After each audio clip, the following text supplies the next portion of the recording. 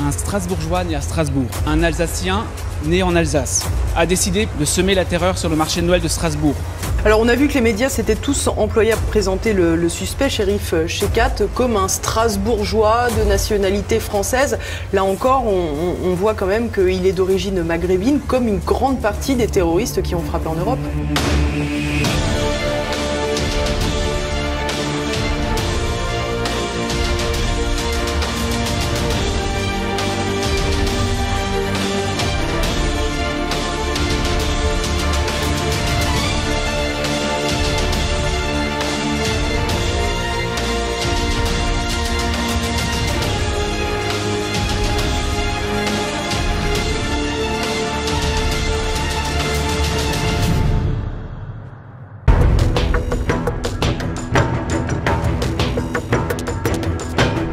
Il vient de publier Névrose médiatique, le monde est devenu une foule déchaînée. Ce livre achève la quadrilogie de ses essais politiques. Gilles William Goldnadel, bonjour. Bonjour. Merci d'être sur TV Liberté, d'avoir quitté 2 secondes de Canal+, et tous les autres. Mais c'est un plaisir d'être là, figurez-vous. Eh bien écoutez, un plaisir partagé. Dans ce livre Coup de poing, vous insistez sur l'aspect névrotique du monde actuel, revisitant la psychologie sociale de Gustave Le Bon et vous appuyant sur Freud. Vous affirmez que le monde contemporain est devenu une foule, c'est-à-dire une masse forcément délirante. Forcément délirante ?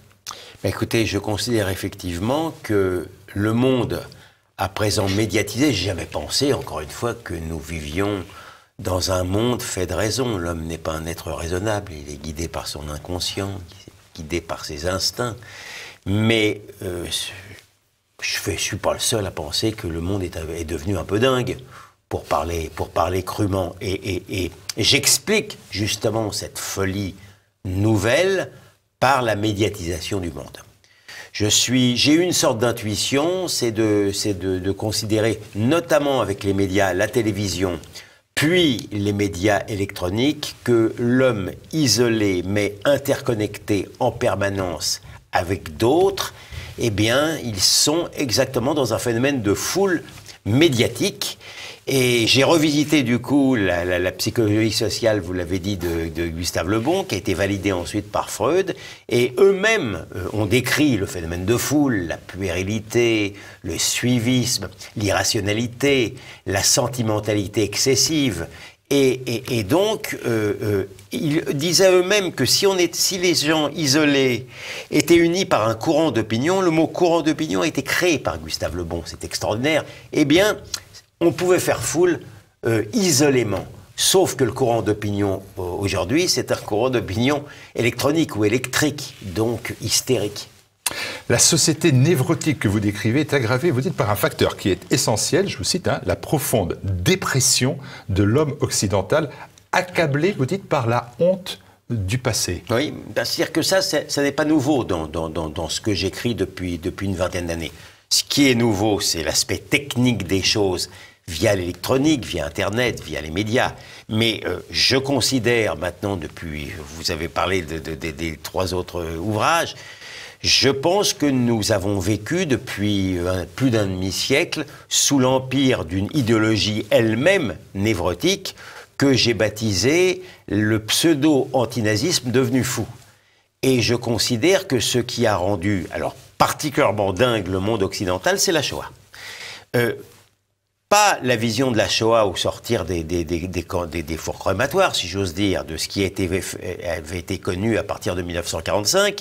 C'est la Shoah vision à partir des années 70 et par le tournant donc tout ce qui est un peu film façon Holocauste, etc. Vous songez que 90% de la production télévisuelle ou cinématographique sur la Shoah s'est passé après les années 90. C'est-à-dire que c'est étrange, mais plus on quittait l'espace et le temps de la Shoah, plus on en parlait. Et donc, il est survenu une manière de traumatisme névrotique au sein de la société occidentale, essentiellement, je pense, par le fait que le pire des crimes, en tous les cas des temps modernes, a été commis par un occidental, qui plus est, par un blanc. Et je soutiens qu'au sein de l'inconscient collectif occidental, le fait de partager, d'avoir en commun la couleur de peau avec celui qui a été vécu, je l'explique dans mon livre, comme l'antéchrist dans le monde post-chrétien, eh bien, il en est advenu inconsciemment une terrible honte.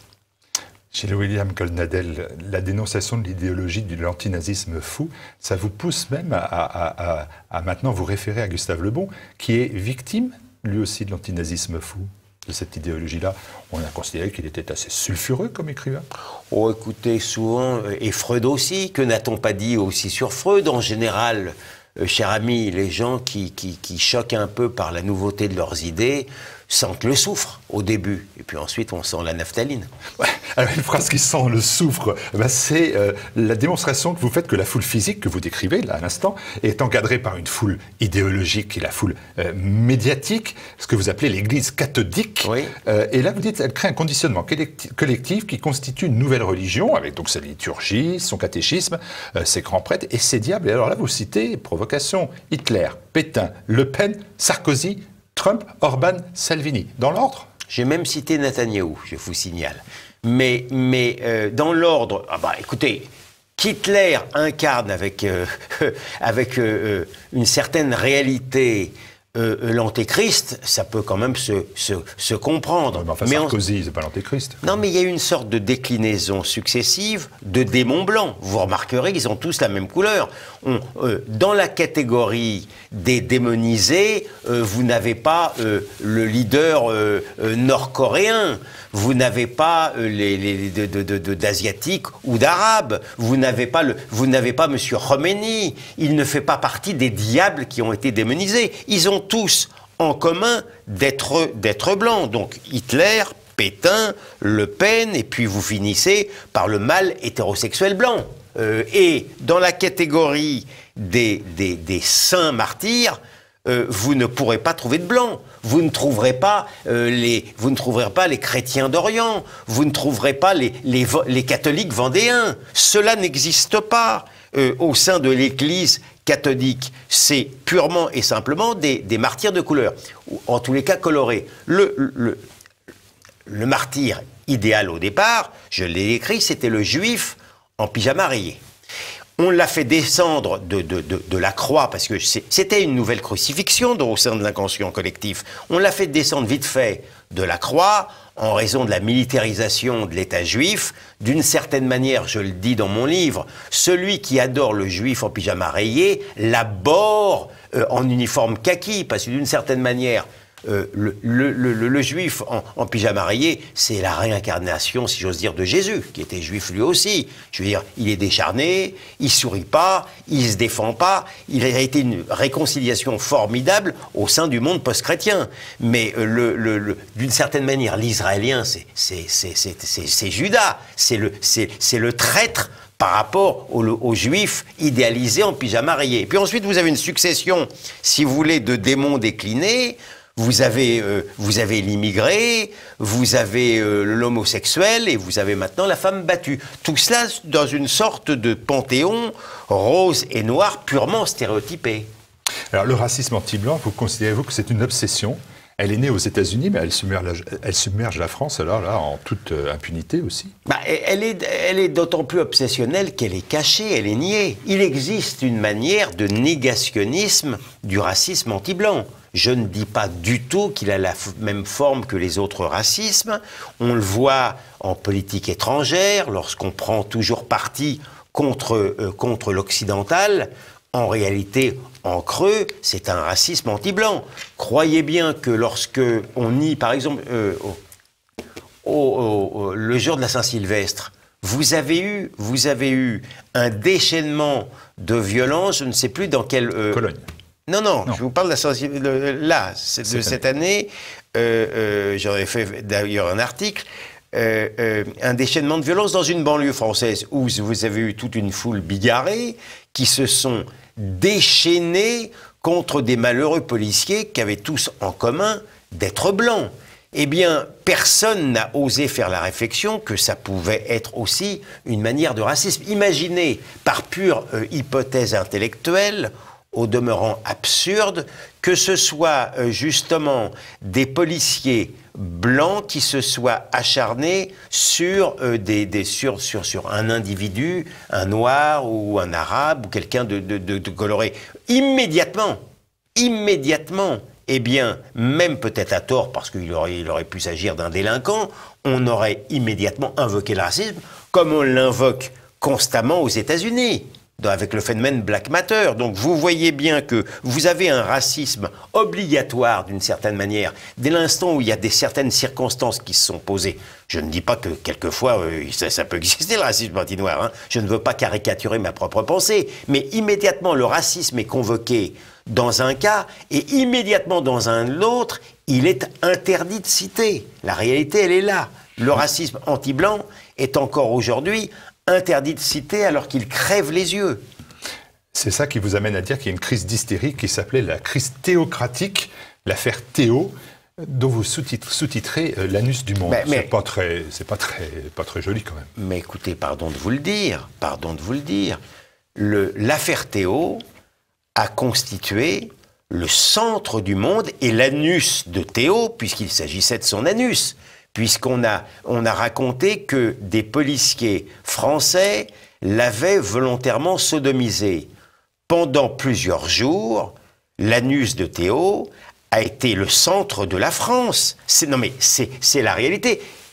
Ça a été même jusqu'à ce qu'une commission, j'en parle dans mon bouquin, une commission de l'ONU, la commission contre le racisme, a sommé la France de donner des explications sur l'affaire Théo. Le président de la République de l'époque, François Hollande, s'est rendu au chevet de Théo alors qu'il a négligé de se rendre au chevet des policiers qu'on avait voulu faire griller comme des poulets à Viry-Châtillon. Or, que voit-on des mois ensuite? Enfin, que voit-on à condition d'avoir une bonne vue? Parce que ça n'a pas été extrêmement médiatisé, c'est qu'en réalité, les accusations de Théo ont fait pchit. En réalité, il y a eu peut-être une interception policière vigoureuse et proportionnée à la manière dont il s'était défendu. Il y a une affaire en cours, c'est une affaire en cours. Mais aujourd'hui, la thèse de la sodomie volontaire et raciste, elle a fait long feu. Et puis, alors, tout au long du livre, il y a la dénonciation de l'islamo-gauchisme, ça revient à toutes les pages, de Plenel à Corbyn en Grande-Bretagne, et parallèlement à cela, le traitement fait à Israël par les médias et l'indulgente cécité à l'égard des Palestiniens. Vous trouvez? C'est clair?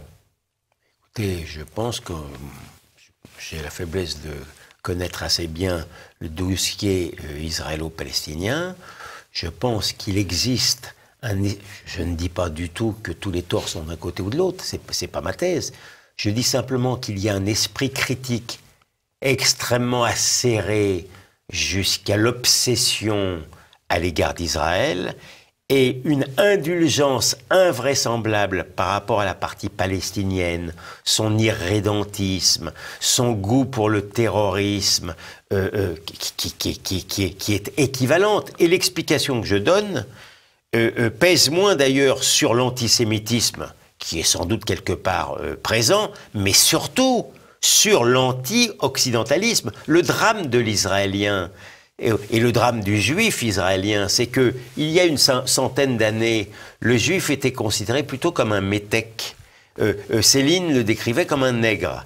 Et aujourd'hui, via Israël, les succès militaires, les succès industriels, il est considéré comme un hyper-blanc, comme un blanc au carré. Or, il y a 100 ans, le métèque n'avait pas bonne presse, et aujourd'hui, pour les raisons que j'explique, le blanc n'a pas bonne presse. Par une ironie terrible, et que je considère comme la dernière ruse du diable ou d'Adolf Hitler, d'une certaine manière, l'Israélien est lui aussi nazifié comme tous les Occidentaux, et paye finalement l'addition aussi des crimes commis par Adolf Hitler. Moi je veux bien, Gilles-William Goldnadel, vous suivre sur cette question-là, mais je me dis, par exemple, il y a 2 jours, je regardais un article qui était un article du Monde, qui mettait en cause le comportement d'Israël à l'égard de la Palestine. Bon, Le Monde, c'est un journal de l'islamo-gauchisme. Ah, mais je crois, alors là, votre vous faites semblant. Oui, vous faites semblant. Du monde, ben ça arrive. Je pense... Mais islamo-gauchisme pour le monde. Mais écoutez, pardon de vous le dire. D'abord, je me permets de vous rappeler, comme ça en passant, que l'ancien rédacteur en chef du Monde s'appelait Edwy Plenel et qu'il est l'un des grands maîtres de l'islamo-gauchisme.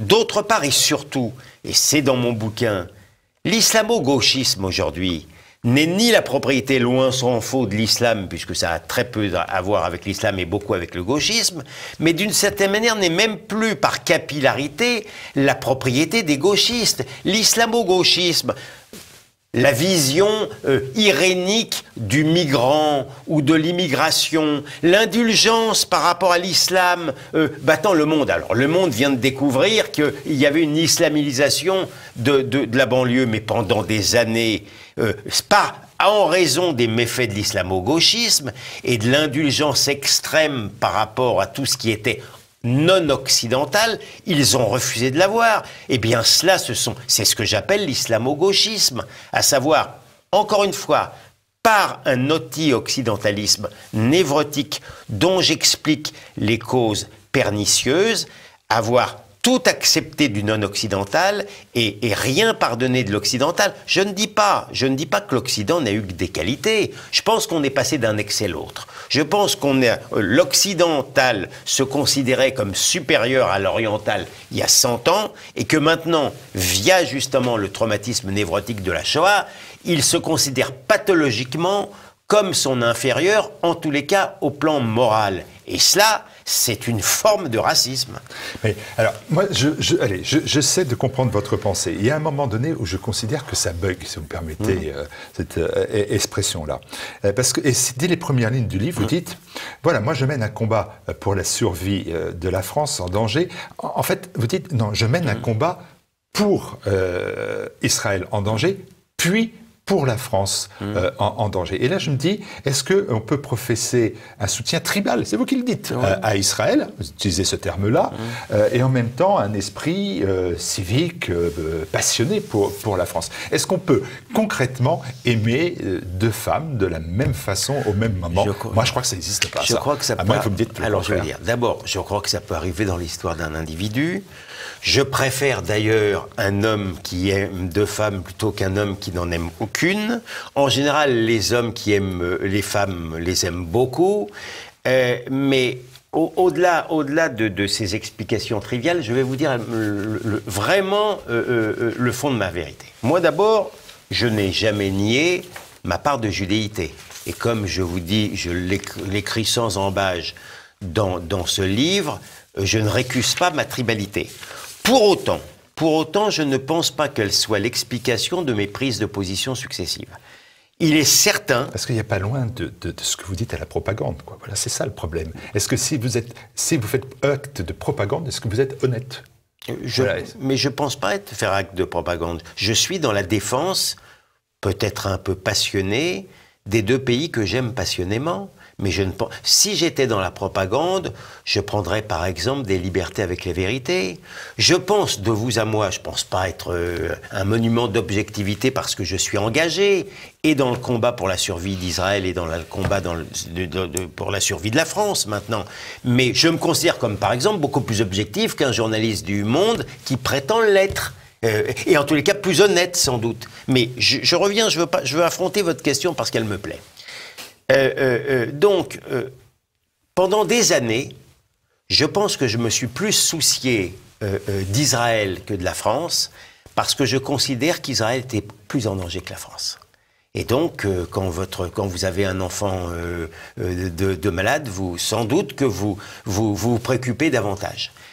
Et d'ailleurs, quand je suis maintenant président d'honneur de France-Israël, mais quand j'étais président exécutif, j'avais une formule. Je disais, quand je défends la France, je défends Israël, et quand je défends Israël, je défends la France, et je pensais dans ma tête, évidemment, au nom de la défense des valeurs occidentales, profondément, et de la lutte contre l'anti-occidentalisme, que je pointe des deux côtés. Je dois la vérité de vous dire, Martial, vraiment, que depuis quelques années, j'ai tellement mal et tellement peur également pour la France, que je ne sais plus quelle est exactement la priorité de mes deux craintes. Réellement, j'ai peur pour la France, j'ai peur pour les Français. J'ai des Français non juifs qui me disent « Vous avez de la chance, vous avez un autre pays. » Moi, ça me brise le cœur, la chose pareille. Je vous le dis, non sans émotion. Donc aujourd'hui, je ne sais pas quelle est ma priorité. Je me bats sur les deux fronts. Pour être tout à fait franc, je me bats sur les deux fronts, mais encore une fois, nous avons les mêmes ennemis. Je crois vraiment que l'ennemi que nous avons en commun, c'est d'une part l'islamisme, il n'y a pas de doute, et d'autre part l'anti-occidentalisme pathologique. Alors, je vous ai fait le reproche d'être un propagandiste. Je vais faire encore un autre reproche, c'est d'être, hypocrite. Les masses médias, vous les dénoncez tout au long de cet ouvrage, et puis vous dénoncez ce monde globalement médiatisé qui s'enfonce dans une folie névrotique. Alors vous participez à l'Église catholique, vous êtes un membre de l'Église catholique. On enregistre pour les téléspectateurs ce vendredi après-midi, nous sommes un vendredi après-midi, vous étiez ce vendredi matin avec le groupe BFM RMC, monsieur l'oligarque Drahi, vous étiez hier soir dans le groupe Canal+, avec Ardisson chez Terrien, dans le groupe de l'oligarque aussi, Bolloré. Ce que vous dénoncez, vous êtes au milieu, vous en êtes une star. Alors, permettez-moi de vous dire... C'est quand même hypocrite, sérieusement. Alors j'ai beaucoup de plaisir à vous répondre. D'abord, ça me permet de vous dire que je préfère 1000 fois travailler pour ces deux personnes que vous venez de citer plutôt que pour le service public audiovisuel français, qui est une... Ce sont les mêmes, j'ai oublié. Ah non, c'est les mêmes. Ah non, vous avez beaucoup... Mais d'abord... Les Delphiniens Martial, pardon. Vous en avez chez Drahi. Pardon, Martial, d'abord, je ne suis pas invité sur le service public. C'est d'ailleurs... Je ne suis pas invité. La dernière fois que j'ai fait l'objet d'une interview... C'était par Madame Nathalie Hernandez de France Inter, à propos de l'affaire du mur des cons, qui revient d'ailleurs la semaine prochaine. Eh bien, elle m'a mis en boîte, si j'ose dire, elle était très gentille et tout. L'interview n'est jamais passée. Je suis tricard sur le service public, mais moi, ma petite personne, c'est pas grave. En vérité, c'est un véritable scandale d'État. Et le scandale, c'est qu'il n'y ait pas de scandale, et le scandale, c'est que la droite... les droites ne se saisissent pas de ce scandale invraisemblable. Vous laissez critiquer la Hongrie de Orban ou la Pologne, où on paraît-il, d'après les mêmes personnes, il n'y a pas de liberté sur le service public de la télévision polonaise ou la télévision hongroise.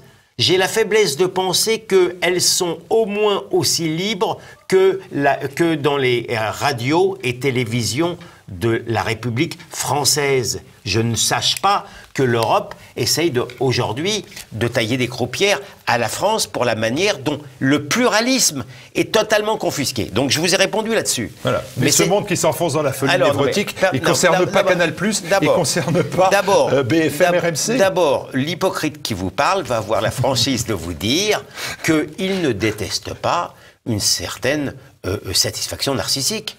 Vous être une star. Mais non, mais ça me dérange pas vraiment. Ça n'est pas une torture pour moi que de pouvoir exposer mes idées devant des millions de personnes. Je serais le faux cul le plus total si je le niais. La différence avec les autres, c'est que moi, je le reconnais. Donc, premièrement. Deuxièmement, et surtout quand même, pardon, mais j'essaie de faire mon boulot. J'essaie vraiment de lutter contre l'Église catholique, parce que je ne pense pas que je puisse être considéré comme les gens ici que j'éreinte, à savoir soit les grands prêtres, soit les petits clercs de l'Église catholique qui véhiculent l'idéologie que je décris tout au long de ces pages. Par conséquent, vous préféreriez que je fasse retraite ? Vous préféreriez que... je me bats. J'ai pas d'avis. Pardon. Non seulement je me bats, mais je pense quand même, permettez-moi de vous dire, qu'avec d'autres, je ne pourrais pas tomber le seul, Dieu merci, depuis à peu près 10 ans ou 15 ans qu'on se bat, on a quand même marqué des points, on nous jette moins des pierres dans la rue, les gens ne se signent pas lorsqu'on les croise. L'idéologie que j'éreinte ici, elle est morte. Elle est comme un astre éteint qui irradie encore malheureusement de ses rayons nocifs, mais elle est morte. Les grands prêtres dont je parle là, ils ont perdu beaucoup de leur magistère intellectuel et moral. Ils savent que leur religion catholique, elle est morte. Alors bien entendu, elle fait des dégâts terribles. la politique migratoire, c'est en raison encore de l'Église catholique, et quelque part aussi de l'Église catholique, que finalement les peuples européens n'ont même pas la liberté de défendre leurs frontières et quelquefois leur sécurité. Mais pardon, soyez réjouis que je sois encore invité dans les médias. Dont acte. Ouais. Alors, et vous êtes invité, c'est devant les prétoires, parce que vous êtes avocat quand même. Hein, vous restez avocat. Ah oui, Dieu merci. Ouais. Vous êtes vous n'êtes pas seulement non, showman. je suis complètement... Vous n'êtes pas encore un spectacle, non, théâtre. Non, pas du tout. Pas encore. Donc, avocat, et là, vous vous réattaquez au mur du con. Ben oui. La démonstration, bien sûr, que le pouvoir judiciaire administratif, c'est plus un contre-pouvoir en France, c'est clair. C'est un scandale. J'ai l'honneur de représenter Philippe de Villiers, Nadine Morano et Robert Ménard dans l'affaire du mur des cons. Et j'ai été par ailleurs, je suis toujours d'ailleurs, l'avocat de Clément Velrenal, que j'ai fait citer à titre de témoin, le journaliste qui a été le lanceur d'alerte dans cette affaire. Le plus scandaleux dans cette histoire, c'est pas seulement le syndicat de la magistrature qui a affiché ses opposants politiques, à commencer par le président Sarkozy, quand même. Velrenal est venu interviewer Madame Marthe, la présidente du syndicat de la magistrature, qui disait pique-pendre des affaires judiciaires de M. Sarkozy, et il était sur le mur des cons. Comment voulez-vous qu'ensuite il arrive décontracté devant l'une de ses juges qui est membre du syndicat de la magistrature, alors même qu'il était épinglé, comme tous ses opposants politiques, et comme de parents de victimes d'assassins? Qu'est-ce qui se passe dans la tête d'un magistrat quand il est capable de mettre sur un mur d'infamie, de clouer au pilori les parents de victimes qui ont été assassinées? C'est inouï. Mais ce que je veux dire, je crois que j'en veux encore plus aux petits clercs de journalistique. Ils n'ont pas eu l'esprit de corps, on ne peut pas leur reprocher leur coopératif. Ils ont essayé de le tuer civilement, Clément Velrenal.